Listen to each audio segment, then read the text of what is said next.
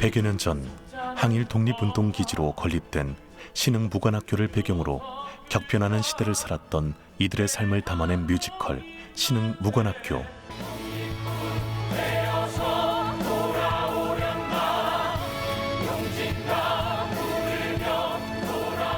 백년이 흐른 지금 이 뮤지컬을 본 우리의 20대는 어떤 마음일까?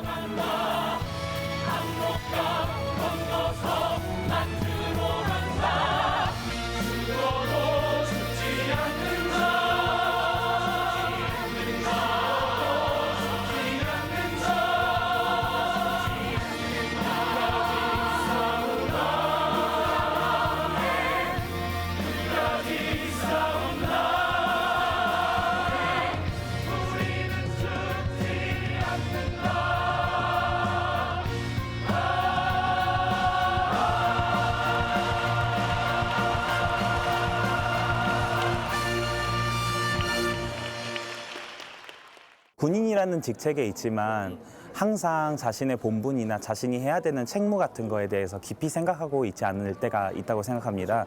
그런 안일한 시점들이 있는데 이런 기회를 통해서 나라면은 저런 시점에 저런 일이 생겼을 때 어떻게 대처했을까에 대해서 다시 생각하게 됐고, 어떻게 보면은 조금 안일했을 수 있는 저에 대해서 반성할 수 있는 기회가 된 것 같습니다. 많은 인원들이 이 뮤지컬을 봄으로써 본인이 군복을 왜 입고 있는지에 대한 의미를 새길 수 있고 지나온 역사에 대해서 감사하는 시간을 가질 수 있는 시간이었던 것 같습니다.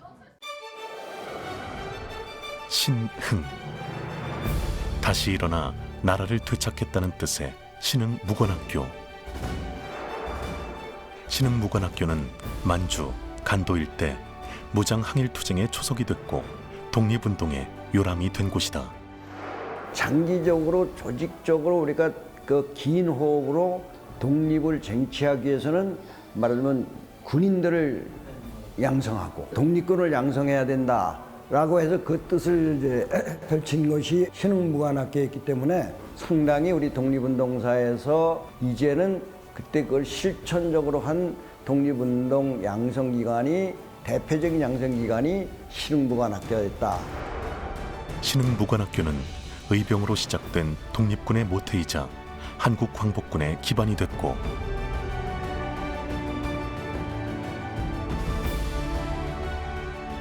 한국광복군 총사령관 지청천, 신산은행 폭탄 투척의 주인공 나석주, 의열단을 조직한 김원봉 선생 등 수많은 애국지사들이 몸담았던 무관학교이자 대한민국 육군사관학교의 전신으로 우리 국군의 기반이 되어준 독립투사들의 요람이다.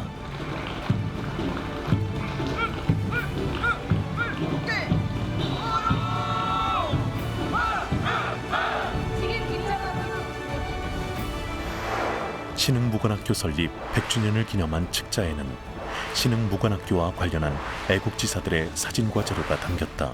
수많은 애국지사 중에서 가장 궁금증을 불러일으키는 베일에 쌓인 영웅 이장영 선생.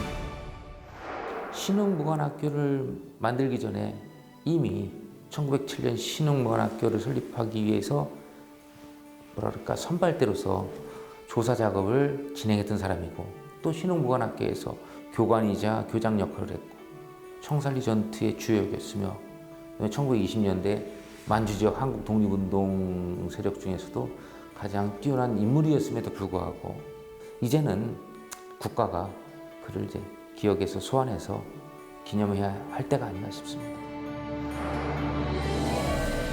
신흥무관학교의 처음과 끝을 함께한 이장영 선생.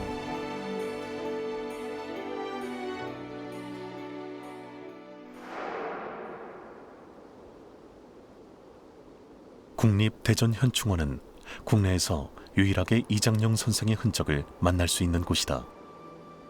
이제 신흥무관학교의 교관이자 교장으로 만주벌 독립군의 영원한 전설로 남아있는 이장영 선생의 흔적을 찾아가 본다.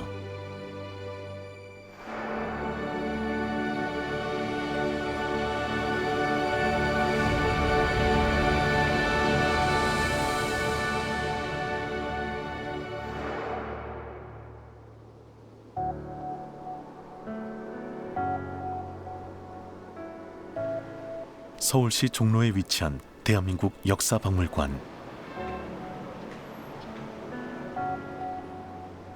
이곳에서는 3.1운동과 대한민국 임시정부 수립 100주년을 맞아 대한민국 그날이 오면 특별전이 열렸다.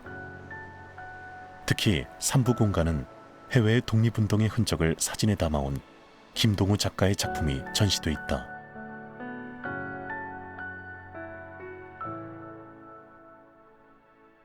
델리에 있는 레드포트라는 곳인데 이제 그곳이 그 무굴 제국의 마지막 성터거든요. 근데 그곳에 2차 대전 당시에 영국군이 거기 사령부터로 썼던 곳이에요.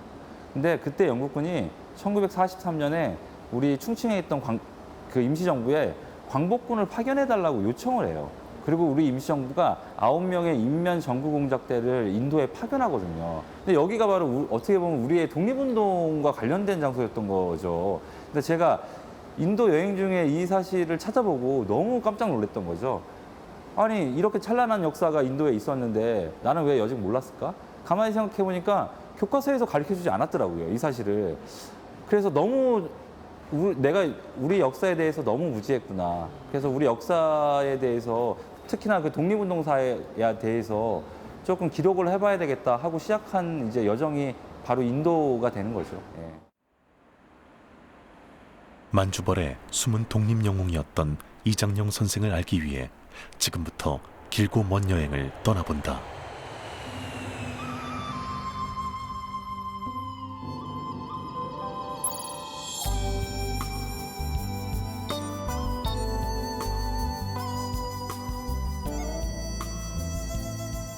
인천국제공항에서 비행기로 2시간 거리에 위치한 중국 조선족 자치주 연길.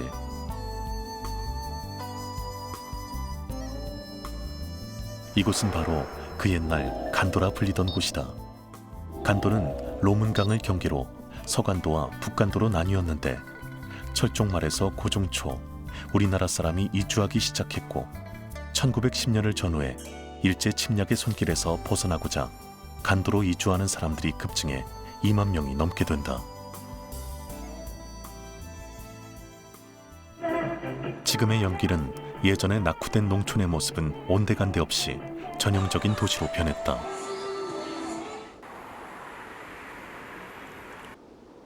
연길에서 이제는 차로 길을 떠나야 한다. 중국은 사실 우리 역사랑 아주 밀접한 곳이잖아요. 고구려 발의 역사도 있고 또 100여 년 전으로 돌아가면 우리 독립운동사와 아주 밀접한 땅이기 때문에 여기가 진짜 남의 땅이 아닌 것 같은 느낌. 뭉클뭉클할 때가 좀 많았던 것 같아요. 예.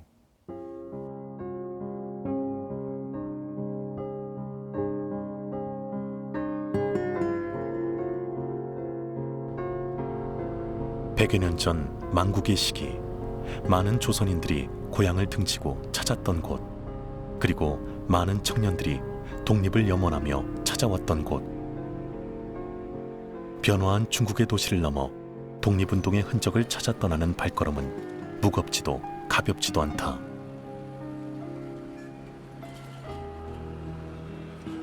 그리고 한참을 달려 도착한 도시.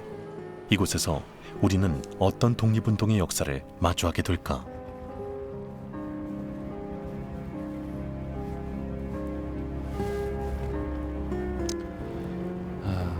제가 와 있는 곳은 북간도의 중심 연길에서 차로 7시간을 달려 도착한 길림성 유화연입니다.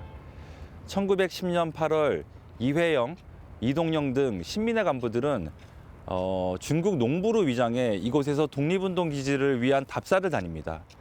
그 결과 우리 독립운동 기지에 초속이 된 경학사가 바로 이곳에서 설립됩니다.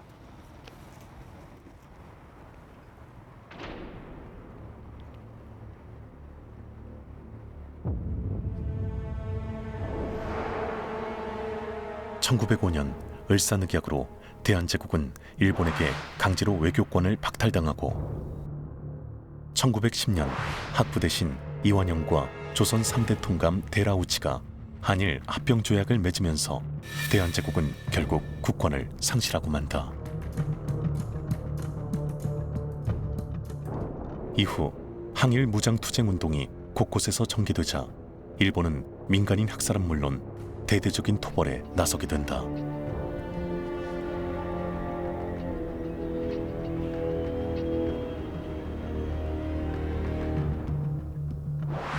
(1907년) 일제의 침략에 맞서 우리나라의 자주 독립을 지키기 위해 비밀 결사인 신민회가 만들어지고, 신민회는 나라 밖에 독립운동기지를 건설하고 무장 독립투쟁을 준비하기 위해 일본 경찰의 감시를 피해 압록강을 건너 만주를 답사한다. 나라를 되찾겠다는 뜻을 품고 서간도로 망명한 이상용, 이회영, 이동영 선생은 삼원포 추가가 되고 산 아래 한국인들과 함께 군중대회를 열고 독립운동 단체인 경학사를 설립한다. 경학사는 서간도 최초의 한국인 자치단체이자 신민회가 계획한 독립운동기지 건설의 첫 결실이었다.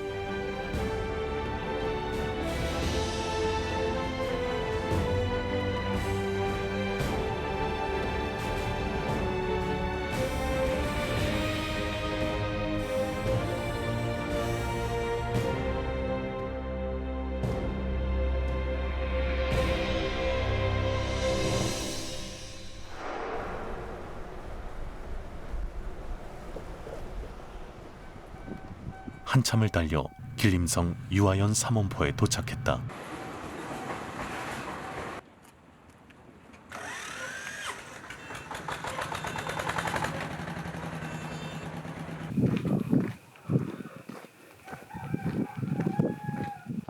지금 와 있는 곳은 신흥무관학교의 처음, 그러니까 신흥 강습소가 있었던 터로 이제 추정되는 곳인데요. 자료에 의하면 과거에 이 삼원포 추가관은 길게 자리 잡은 비교적 큰 마을이었다고 합니다. 그리고 이 이정표 추가가 이정표를 따라서 대고산 쪽으로 오르다 보면 요거 너머에 이제 기압파편 공장이 있거든요. 이제 고기 너머에 저 소나무 있는 쪽 저기가 과거 신흥 강습소가 있었던 터로 추정이 됩니다.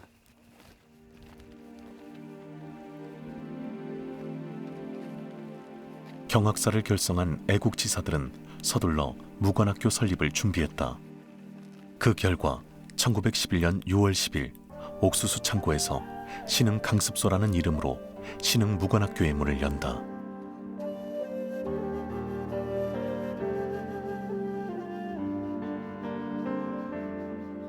조국을 떠나 낯설고 먼 이 만주까지 걷고 걸어 찾아온 조선의 청년들, 그들의 마음은 과연 어땠을까?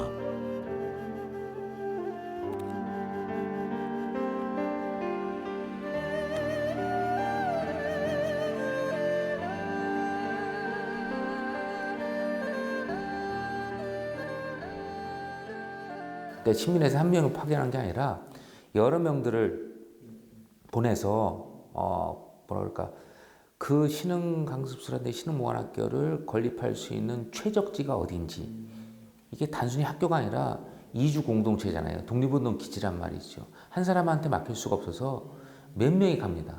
그 중에 하나가 최명식이었고, 그다음에 이장령이었고, 그 뒤에 뭐 주진수라든지 서구 이동영 선생도 이제 가게 되는 것이죠. 그러니까 선발대라는 의미가 있는 것이고.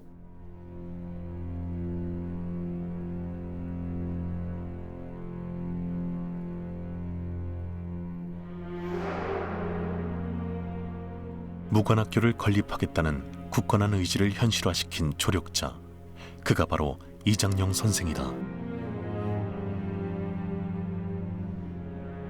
이장영 선생은 육군 무관학교 3기생으로 졸업한 후 1903년 대한제국 육군 참의를 지낸다.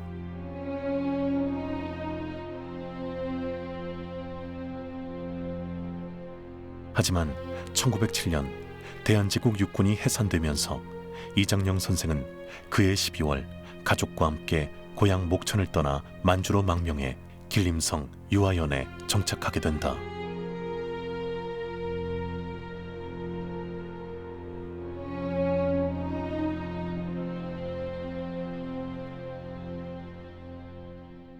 이장영 선생이 정확하게 만주에 간 거는 여러 기록을 봤을 때는 1907년 약 12월경이죠. 이장령 할아버지부터 이장령 아들 때까지 이거는 한 가문이 통째로 외세에 의해서 절멸될 수 있는 그런 위기거든요. 그럼에도 불구하고 이장령은 결심을 했고 군인의 길을 간다는 측면에서 이장령 선생 같은 경우는 자신이 갖고 있는 지식, 그다음 병소에 대한 기술, 뭐 이런 부분들을 갖다가 최대한 발휘할 수 있는 장소와 공간을 찾았죠. 그곳이 서간도였고 신흥무관학교였고. 이미 망명해 유아연에 도착한 이장령은 신흥무관학교의 초석을 다지는 것은 물론 무관으로서의 역량을 발휘해 교관으로 학생들을 양성하게 된다. 그러나 신흥무관학교는 한 곳에 머물지 못했다. 일제의 탄압을 피해 서간도로 몰려드는 이들이 점점 늘어나면서 신흥무관학교는 삼원포에서 통하연 합리하로 자리를 옮긴다. 그리고 1917년 7월 두 번째 신흥무관학교가 문을 열게 된다.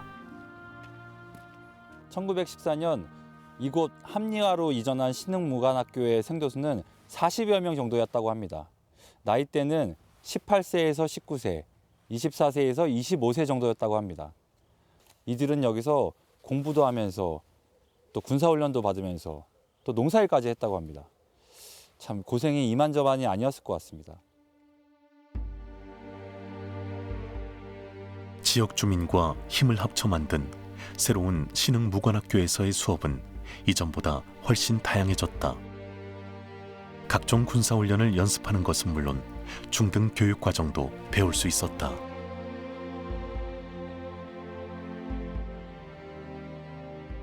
낮에는 농사짓고 밤에는 공부하며 독립군으로 거듭나기 위해 20대 청년들은 고생을 마다하지 않았다. 이때 국내 사정은 더욱더 암울해져 간다. 일본의 탄압은 더욱 심해졌고 고종 황제가 승하하면서 국민들의 분노는 걷잡을 수 없이 커지고 급기야 3.1운동이 전국적으로 퍼져나가게 된다.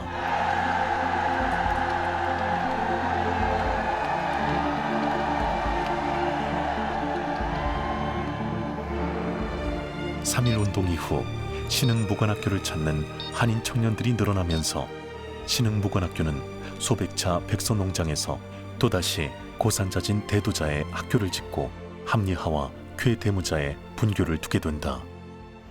당시에 한국의 조선의 독립운동을 위해서는 이 독립군을 양성하고 거기서 훈련을 받아야 되겠다. 이제 이런 뜻을 한 분들이 이제 글로 다 몰려들기 시작하는 거죠. 그래가지고 이렇게 해서 이제 시작은 삼원포에서 시작했지만 이게 합리화로 갔다가 더 이제 커지니까는 거길 또 넘어서 고산자로 한 벌써 이렇게 3번을 옮겨가면서 독립군을 양성하고 거기서 나온 분들이 그 지역의 동포들을 위한 학교의 선생님 노릇도 하고 또 이 간부 학교 선생 무관학교 이제 교관들도 하고 뭐 이렇게 하면서 독립군을 많이 양성했죠. 신흥무관학교의 힘든 훈련을 견딘 졸업생들은 만주에서 독립군으로 활동하게 되는데 이장령 선생은 신흥무관학교가 폐교할 때까지 학교 지킴이 역할을 수행했다. 세상의 어려운 문제를 해결하기 위해 결심한 제군들은 영구히 그 정신을 변하지 말고 분투할 것.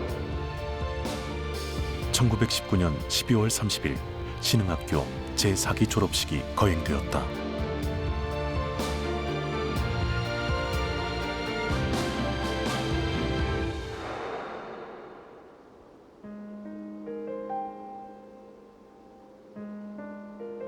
이장령 선생의 흔적을 찾아 또다시 발길을 옮겼다. 이번 목적지는 당시 설호군 정서 본부가 있었던 곳, 바로 길림성 유아연 고산자진. 이 넓은 곳에서 과연 그곳을 쉽게 찾을 수 있을까? 以前这边好像住过那个朝鲜人，您知道吗？知道啊，啊，信得。 어디 쪽이신? 就大概以前他们都住在哪儿，您知道吗？ 또 쪼다 차이야. 저 앞쪽으로 더 들어가야 된다고요? 아, 여기 마을에 무슨 백석이라고 있다는데 네. 그분 찾으면 아마 더 잘 아실 거라고. 예, 셋이. 예. 메사. 네.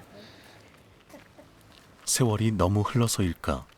건물도 사라지고 흔적조차 없는 터를 찾아가는 여정은 녹록지 않았다.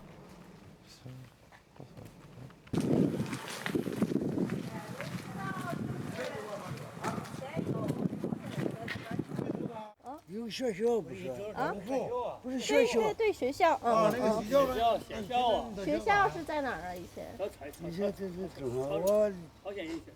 지금 고산자 진이라는 곳에 왔는데요. 근데 이곳은 과거에 우리의 그 설화군정서 본부터가 있었던 곳입니다. 그런데 자료를 봐도 정확하게 설화군정서가 어디에 있었는지를 비정할 수 없어서 지금 동네 주민들한테 지금 그것들을 좀 여쭤보고 있는 중이거든요. 근데 그렇게 쉽지 않을 것 같습니다. 그 터를 찾는 게. 苞米地现在是？没有，那学校是大概在哪儿？就前面吗？就那车那块儿。아주머님이 저희랑 이제 같이 가주신대요? 네, 아, 제시. 안내해 주세요. 고춧가루 바우던 거란 말이야. 매워서야. 한참을 수소문 끝에 다행히 이곳에 사는 조선족을 만나 안내를 받을 수 있었다. 여기서 얼마나 걸리죠? 거기까지? 한 100m. 100m? 아, 얼마 안 걸리는구나. 조선 분들 얼마나 살고 계세요? 이제는 뭐 세 집밖에 없어요. 세 집? 다 저 시내로 이사 가고. 옛날엔 더 많았죠? 예. 얼마나 더 많았어요? 한 80호. 80호? 예. 어유, 엄청 80, 예. 컸던 마을이네. 예. 저기 저수지는 저기 예. 일반 사람들이 지금 여기. 어디? 지금 저 보이는 거 지금 저거 집 있잖아. 예. 저기 그 산. 예, 밑에. 예, 꼴리가. 예. 거기가 저수지도 말이야, 큰 저수지. 예. 그거는 일반 사람들이 지금. 예전에? 예. 아, 예. 아이, 한국 사람인데 중국에 와서 뭐 학습을 했는지. 아, 공부하는구나. 예. 저거 뭐야. 요게 마을 입구잖아요? 예. 요게 지금 저게 보이는 거죠, 요거 집이 요거. 예. 좀 우묵한데 아. 거기가 비슷해. 그러면 요거랑 요거 사이네. 아. 저 사이네. 그 저 전봇대 있는 데가 딱 정확한 거네. 저 멀리 보이는 곳이 바로 100여 년 전 설화군 정서가 있었던 그곳이다.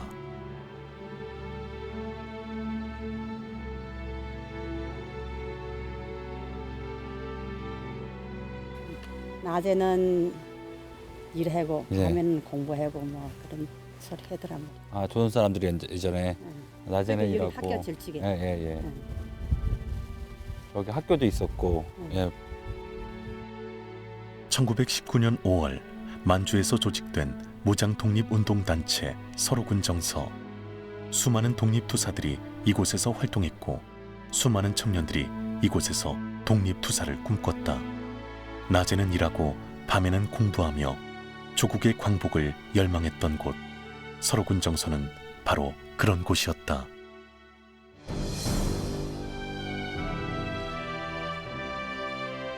이 당시 이장영 선생과 함께 신흥무관학교에서 교관으로 취임해 독립군을 양성한 또 다른 애국지사가 있다.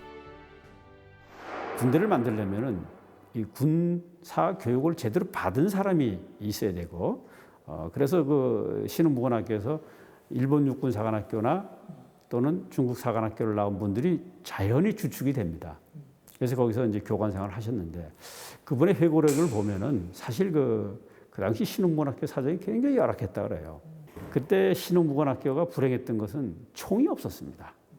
그러다 보니까 이제 목총을 가지고 총이 없으니까 실탄도 없고 그래서 목총만을 가지고 훈련을 했고 뜻은 좋았는데 상당히 그 신흥무관학교는 열악했죠. 그러다 이분이 나중에 북로군정소로 가서 북로군정 사관연성소에 교수부장을 하면서 600명 정도를 양성을 하는데 이 사람들이 바로 청산리단체의 주인공이 됐다. 하지만 중국과 일본은 날로 명성이 높아지고 있는 신흥무관학교를 견제하기 시작하고 마침내 1920년 5월부터 중일 합동수색을 시작으로 삼원포에서 애국지사와 가족들을 체포하거나 살해한다. 일본의 탄압으로 더 이상 신흥무관학교를 유지할 수 없게 되자 당시 교장이던 이장영 선생과 이범석 장군은 삼원포 방면으로 피신을 하게 되는데 신흥무관학교 폐교 이후 이장영 선생은 과연 어떤 행보를 이어갔을까?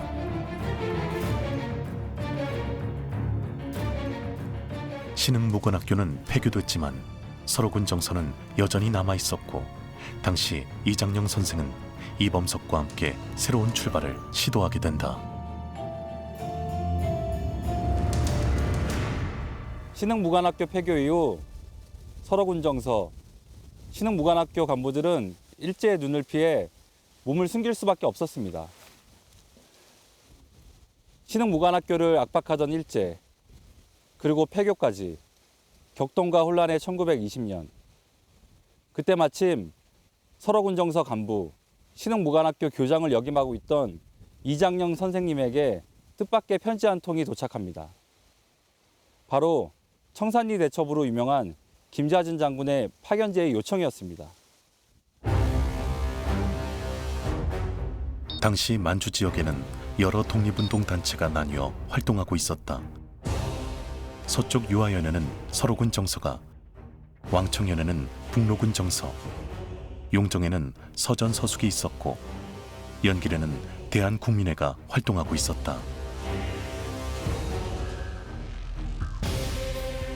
왕청연에 근거지를 두고 있는 북로군 정서는 김좌진 장군이 총사령관으로 있던 독립운동단체다. 김좌진 장군은 석주 이상용 선생에게 이장영 선생을 북로군 정서로 파견해 줄 것을 요청하고 이상용 선생은 이장영 선생을 북로군 정서로 파견하게 된다. 이장영 선생이 이제 북로군 정서 간 거는 1920년 약 6월에 7월경인데 이때는 이제 청산리 전투 한 3개월 전이거든요. 그래서 아마 전쟁을 대비해서 편제를 새롭게 짜고 그다음에 이제 이미 이제 사관 연성소에서 교관으로서 활동했기 때문에 당시에 이제 뭐 북로군 정서의 주된 사병들, 전투 인력들을 갖다가 체계화시키는 작업들. 김좌진 장군의 요청으로 이장영 선생은 학생들을 가르칠 교재를 수레에 싣고 수백 리 길을 걸어 서간도에서 백두산을 넘어 북간도에 있는 왕청연의 북로군 정서 사관 연성소로 오게 된다. 연변에서 차로만 7시간, 길림성 왕청연 북로군 정서를 찾아 떠나는 길은 마치 이장영 선생의 고단한 길을 체험하듯 험난하기만 했다. 드디어 북로군 정서 사관 연성소터가 있다는 신리평촌에 도착했다. 네. 그 태평이라는 곳인데요. 네. 거기 가면 아마 이런 그림이 보일 것 아, 같고. 멀고도 험한 길, 이장영 선생은 이곳에 어떤 마음으로 찾아왔을까?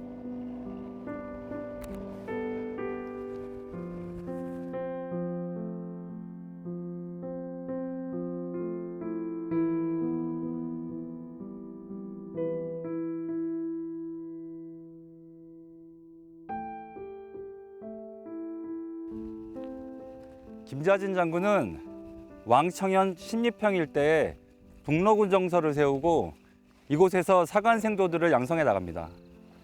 1920년 9월 300여 명의 첫 번째 졸업생이 배출됩니다. 이들은 1920년 10월 21일부터 26일까지 치러진 청산리 대첩의 주역이 됩니다. 이장영 선생님은 전투 전 사관 생도들을 훈련시켜 나갑니다. 전투에서는 이들의 후방 지원 임무를 맡습니다. 이제부터 이장영 선생님의 청산리 대첩 이야기를 해볼까 합니다.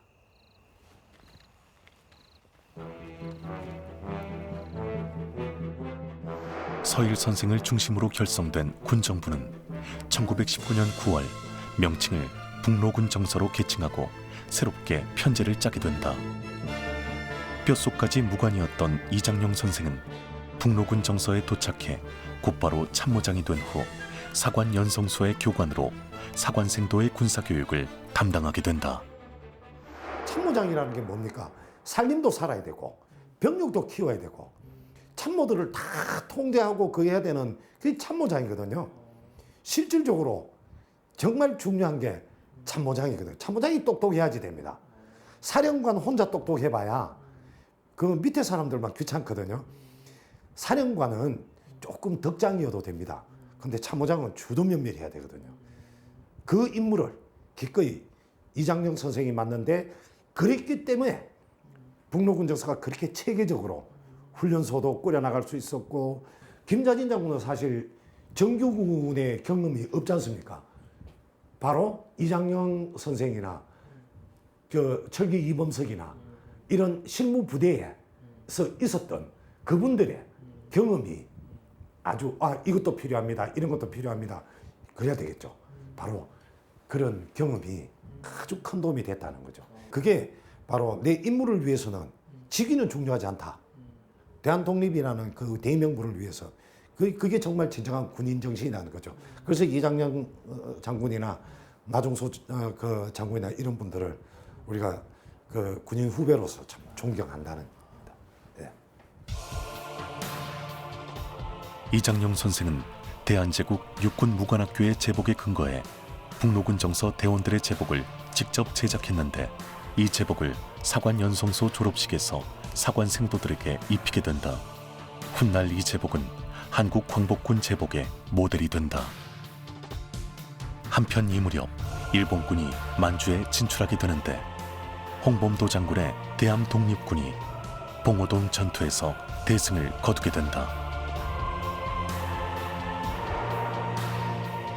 한국 독립군과 일본군 사이에 본격적으로 벌어진 최초의 대규모 전투였던 봉오동 전투. 봉오동의 지형을 이용해 한국 독립군이 승리하면서 독립군의 사기는 크게 높아졌다. 봉오동 전투를 치렀던 독립군은 얼마 후 청산리 전투에도 참여해 승리를 이끌게 된다. 한국 무장독립운동사상 가장 빛나는 전과를 올린 청산리 대첩. 치열한 전투가 펼쳐졌던 그곳은 지금 어떻게 변했을까?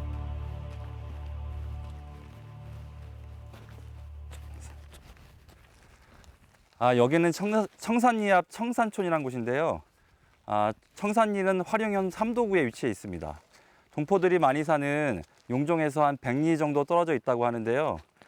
과거 동포들은 첩첩 산중에 쌓여 있다고 해서 청산리란 이름을 붙였다고 합니다.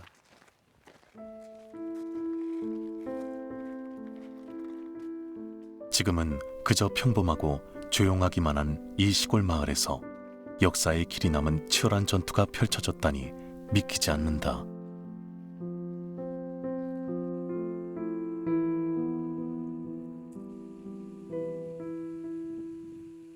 안녕하세요, 할머니.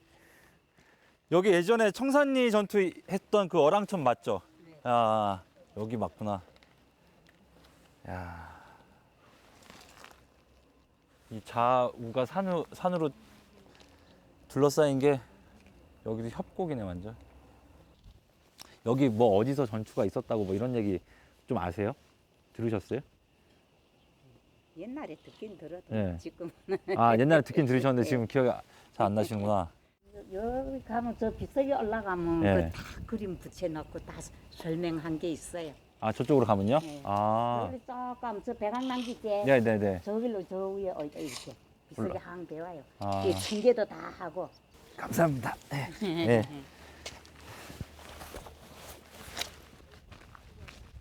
할머니가 가르쳐 주신 곳으로 가보니 우리가 찾던 그곳은 아니었다. 일본군에 맞선 중국군을 추모하기 위한 어랑촌 중국군 13용사 기념비. 같은 장소에서 싸운 또 다른 영웅들을 위한 장소였다. 다행히 그 옆에는 어랑촌 전투를 기념하는 기념비가 있어 그나마 위안이 됐다. 봉오동 천산리 전투의 승리에는 우리 독립군들의 투쟁과 의지가 아주 중요했습니다. 하지만 우리의 무기도 승리의 원동력 중 하나였습니다. 만약 일본군에 대항할 신무기를 우리가 갖추지 못했다면 봉오동 천산리 전투는 역사책에 쓰이지 못했을 수도 있습니다. 말과 최신 무기로 독립군을 탄압했던 일본. 이런 일본군을 이기기 위해서 항일 무장단체들은 무엇보다 신식 무기를 갖추는 것이 중요했다. 독립전쟁이 활발하게 전개되자 북로군 정서의 참모장 이장영 선생은 군사훈련과 함께 무기 수급에 전력을 다한다. 일본과 맞서기 위해 신식 무기가 너무나도 절실히 필요했던 북로군 정서. 이장영 선생은 결국 무기 구입을 위해 연해주로 직접 떠나게 된다.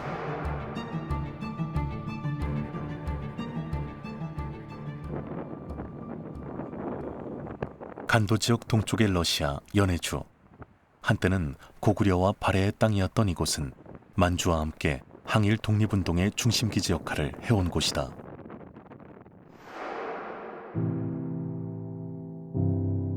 당시 연해주 지역에는 많은 한인들이 이주해 살고 있었고 최재형 선생 등 수많은 독립애국지사가 이곳에서 독립운동을 펼쳤다.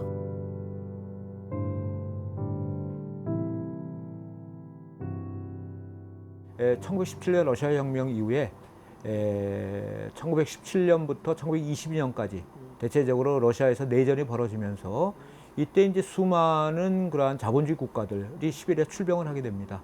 여기서 일본군이라든가 미국, 영국, 프랑스 또는 카나다 이런 군대가 들어오면서 그러면서 상당히 러시아 연해주가 어떤 그 무기를 자유롭게 구입할 수 있는 또 다른 어떤 하나의 암시장이라고 할까요? 그런 것들이 형성되어 있었습니다. 1차 세계대전이 막바지에 다다른 1917년 러시아 혁명이 일어나면서 귀국을 하게 된 체코 군단이 시베리아로 이동하면서 무기가 필요 없게 되고 이때 체코군의 가이다 장군과 북로군 정서의 협상이 성사되고 체코군의 무기를 구입하게 된다. 당시 체코군이 지녔던 무기는 어마어마한 규모였다. 소총만 1200정, 그리고 실탄 24만 발, 수류탄 약 800발, 그리고 그중에 특이할 것은 맥심 기관총이 7정이 포함되어 있다라는 겁니다. 그 엄청난 양이죠. 특히 이우석 선생의 수기를 보면은 이장영 선생이 무기 구입을 위해서 연해주에 우마차, 소와 말이 끄는 마차와 함께 농민들, 그다음에 북로군 정도 사람들을 갖다가 한 100여 명을 이끌고 연해주를 가요. 몇 날 며칠을 가서 그들한테 받아온 무기를 가지고 이제 무장을 하게 된 것이죠. 그 1등 역할을 한 게 바로 이장영이지. 그러니까 이장영 선생 같은 경우는 어떻게 보면은 청살리 전투의 숨은 주역. 체코 군단의 무기를 구입하는 데 성공한 북로군 정서. 하지만 이 무기를 연해주에서 만주로 운반해야 하는 험난한 여정이 남아 있었다. 당시 체코군의 무기를 운반하기 위해 북로군 정서 대원은 물론 군 정서를 지원하는 지역 한인들이 모두 동원되었다. 일본군의 눈을 피해 야밤에만 움직여야 했던 무기 운반대는 블라디보스토크에서 포그라 니치니를 거치는 길 등 다양한 운반 노선으로 무기를 운반했다. 약 6,000명에서 7,000명이 동원된 무기 운반 작전은 인류 역사상 보기 드문 무기 운반의 역사가 아닐까 싶다. 연해주 블라디보스톡에서 이곳까지 무기를 운반하는 일은 여간 힘든 일이 아니었습니다. 독립군들은 야음을 타 산속을 이동하는 방법을 택했습니다. 인간 사다리를 만들어 밤마다 이곳까지 무기를 운반했습니다. 무기를 운반했던 사람들, 그리고 그들에게 주먹밥을 나눠준 아낙네들, 이들 모두가 독립군이라고 할 수 있습니다.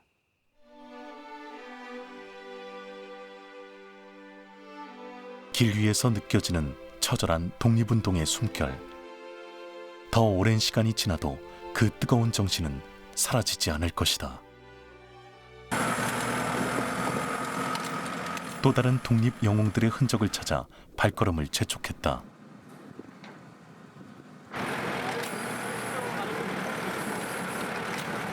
왕청현 라자구 지역의 한 마을에 왔는데요. 이 강을 넘어가면 독립군들이 사용하던 동굴이 하나 있다고 합니다. 그래서 지금 거길 찾아가는데 차로는 이 강을 건널 수가 없어서 지금 트랙터를 한 대 빌려가지고 지금 가는 길이에요. 와,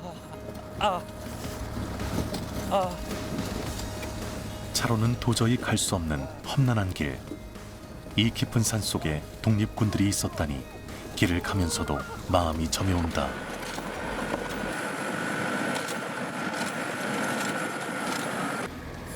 저쪽 어딘 것 같은데? 예.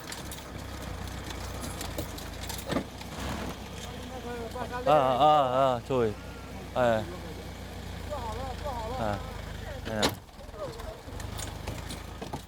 독립운동가들이 활동했던 동굴이 있다고 해서 찾아왔는데 지금 이제 길이 없어요. 그러니까 여기까지 트랙터를 타고 왔고 여기서부터는 저 비탈을 좀 걸어 올라가야 되는데 여기까지 오는 여정이 만만치가 않습니다. 강도 건너야 되고 차량은 또 접근이 안 되고 쉽지 않은 여정 같습니다. 예.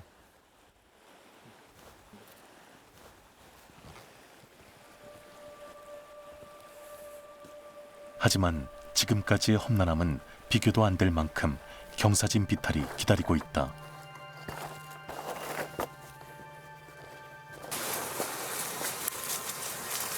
우와.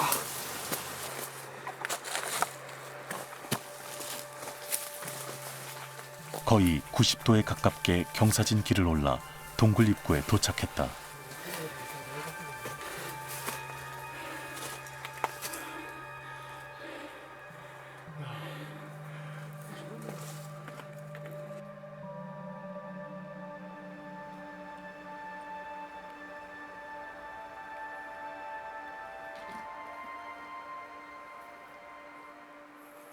올라와 보니까 동굴이 생각보다 큽니다. 그리고 안에 지금 사람이 살지 않아서 비둘기집이 된 것 같아요. 뱀도 막 한 마리 좀 지나갔고 전혀 사람의 손길이 닿지 않은 동굴 같은데 와 보니까 바로 왼쪽 편에 가슴 뭉클한 태극기가 그려져 있네요.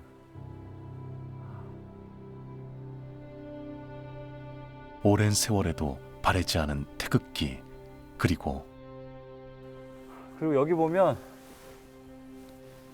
대한 독립이라고 써 있고 4명의 이름이 적혀 있거든요.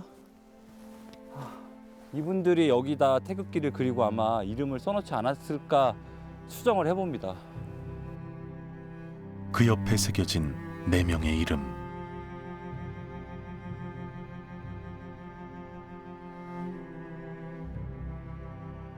(100여 년) 전에 우리 독립운동 기지, 그다음에 독립무관학교 등이 있었던 곳이라서 아마도 독립운동 하셨던 분들이 비밀스럽게 아마 아지트처럼 사용했던 곳인 것 같아요.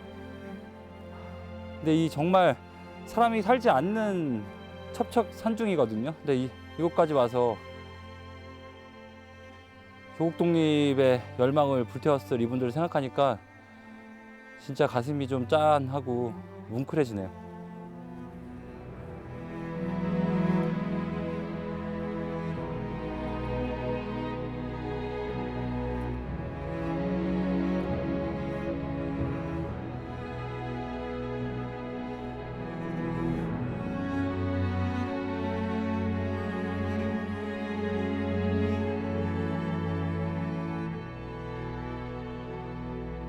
깊은 산 속에서 조국의 독립을 염원하며 태극기를 새겼던 그 마음은 얼마나 절박한 것이었을까.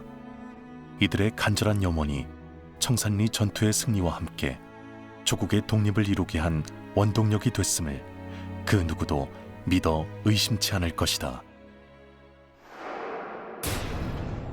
청산리 전투를 승리로 이끈 후 이장영 선생은 신문부에서 참의원으로 활동하며 독립운동을 이어간다. 그러나 1932년 이장영 선생은 안타깝게도 일본의 사주를 받은 중국 마적에게 가족과 함께 피살되고 만다. 독립운동가들 얘기할 때 보통 저는 독립운동하면 3대가 망한다 그러잖아요. 근데 이분은 4대를 같이 끌고 올라갔어요. 위대한 인물이면 틀림없는데 죽음 앞에서는 누구도 자유로울 수 없잖아요. 그런 면에서 이장영 선생의 죽음은 무엇보다 안타까운 게 당시 1932년이면 만주국이 성립될 즈음이거든요. 만주사변이 31년에 일어나고 이장영 선생은 만주 지역에서 더 이상 독립운동하기가 가솔들을 이끌고는 쉽지 않았던 것 같아요. 그래서 이제 부랴부랴 짐을 싸서 이제 관내로 이동할 그런 시점이었죠. 그런 점에서 당시에 일본의 사주를 받은 중국의 마적들과의 교전 속에서 피살당하게 됩니다. 피살당하고 나서 그분의 묘가 어디 있는지 귀환하지 못합니다.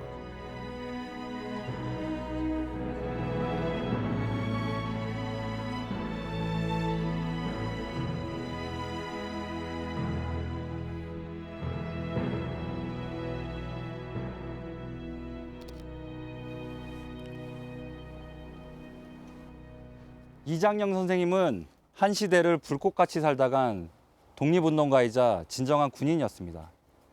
대한제국 군인으로 나라가 망하는 것을 보면서도 끊임없이 자기 길을 재촉했던 사람. 서북간도에서 독립군 양성으로 명망이 높았던 그. 하지만 그에 대한 연구와 조사는 턱없이 부족한 실정입니다. 진정한 무인의 삶을 살다간 이장영 선생님은 독립영웅 그 이상은 아니었을까요?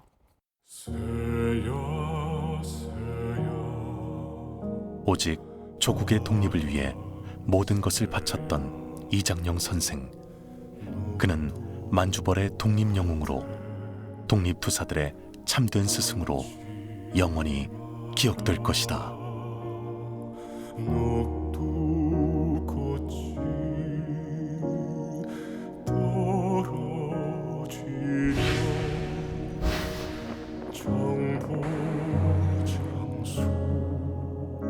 한인 독립운동사에 있어서 그 대표적인 그런 무장투쟁 기지로